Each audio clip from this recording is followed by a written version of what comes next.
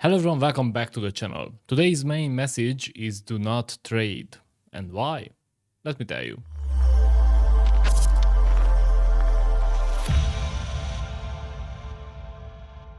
Okay, I'm really having fun with this intro, but we do have some very serious stuff to talk about. The reason I told you not to trade today is because of the Fed's or the FOMC's meeting minutes.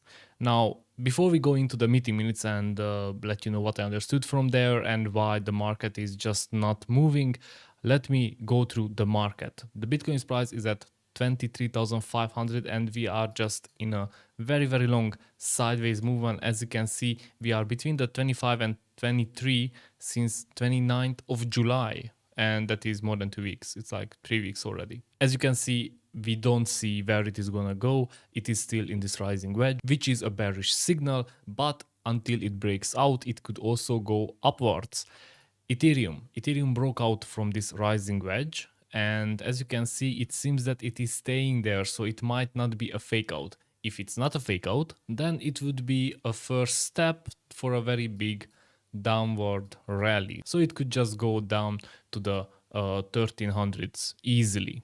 If that happens, then probably Aaron will also have some problems, and the EGLD coin, which we all like and gather, could see some new lows or some lows from before, which was the $38, and that is the target if we break out into the downwards from this triangle, which is not a rising wedge. But if I adjust this here, then it does become a rising wedge. So everybody should interpret this as they want. Everybody should just understand from these signs whatever they want, because you are trading with your own money.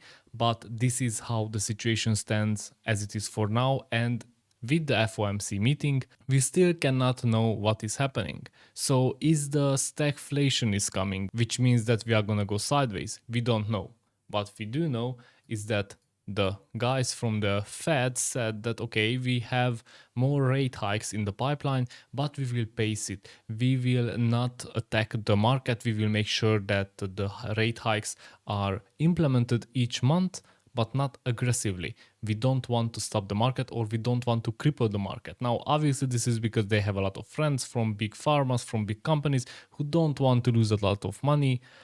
Hope everyone's understanding it. The problem, on the other hand, is that for traders, it would be a very bad news, because if you're a trader, even if it goes down, you are still making money. If it goes up, you make even more money maybe. Depends on your strategy, obviously. But for those who want to invest for the long term or for the midterm, this is not so good news, because the stagflation will start, and that means that for a long time, for months, we will only see kind of a flat line on the price, and we don't want that. It's boring and it drives people away from the stocks, from the crypto, from everything. Also, let's not forget that when the market is not crashing, that would mean that the real estate bubble is still intact, let's say, so there will be no reason for that bubble to pop, which would be the absolute and last step of a recession. We need the bubble to pop in order to find some bottoms. If it doesn't pop and everything goes sideways, then we cannot say that this is the bottom, and we can also not say that, okay, we are going to go up from here, because it could pop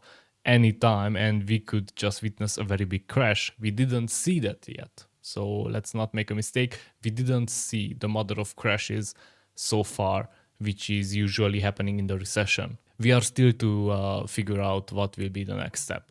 Okay, so they said that the participants agreed that there was little evidence to date that inflation pressures were subsiding. Somebody doesn't know what subsiding means. It means that it is not as aggressive as it was before, meaning that they are hinting that the inflation might not be zero for the last month, as Biden said it with a great smile. But we all knew that he's a bit senile, he's a bit old. I mean, what can we do? He just says what others tell him to say.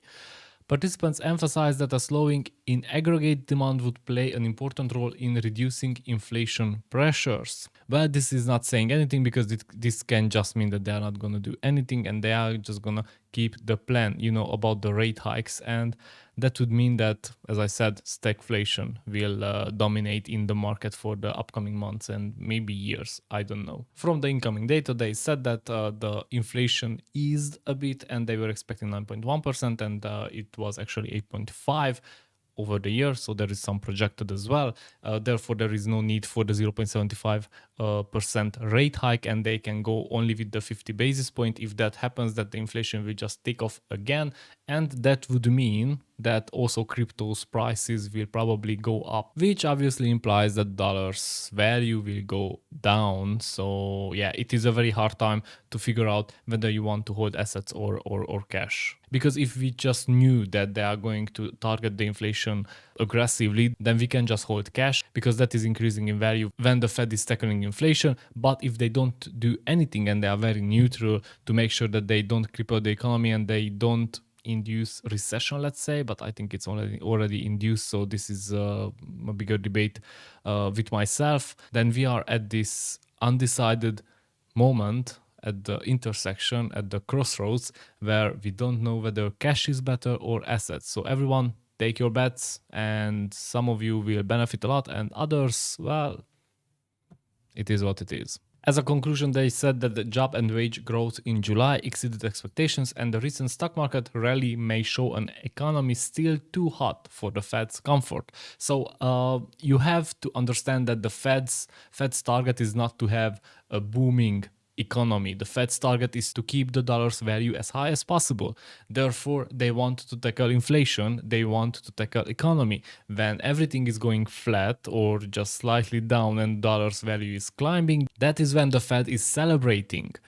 Now, if they see that jobs are multiplying, so unemployment doesn't goes up, and the growth of the salaries is going up, so more money will go to the people, that is also an indication that the inflation is not tamed, let's say, and the inflation will go higher because people will spend their money. Therefore, their job is not done because a further devaluation of the dollar is coming. So you have to understand what they are doing and what is their target. And right now they are in the middle of two questions. One question is, should we just tackle the inflation and with that the economy and create a lot of unemployments?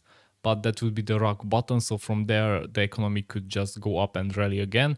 Or should we just leave everything run as it is right now and we will devalue the dollar? By devaluing the dollar, it will also mean that they are increasing their debt. Their debt is around 1.5 years of their GDP, meaning that if they would just give all the money in 1 year, what is coming into the US, they wouldn't be able to give enough to pay back their debt. So yeah, they are in a very, very interesting situation. Obviously, it is not easy. In the meantime, there are also a lot of background companies, let's say advisors and sponsors who want to grow their wealth by making sure that the Fed doesn't tackle inflation too aggressively. So this is what you need to know about the FOMC meetings. We will probably see some sideways, maybe some pumps. We will see in September because the inflation data for August will come out in September, and based on that, they will decide what they should do. Probably that is why people are talking and saying that in September we might see a rally. Some people might buy some stocks, some commodities, some crypto, and they will sell it in the September rally, after which the Fed will have no choice than to tackle the inflation and come in hard. So yeah, make sure that you DCA. I wouldn't trade today or tomorrow because we just simply don't know where the market is going to go. We need to find a trend. We need to see a trend building up, and based on that we can place our bets. Hope you liked this video. If you did, press the like button, press the big red subscribe button, and I will see you in the next one. Take care.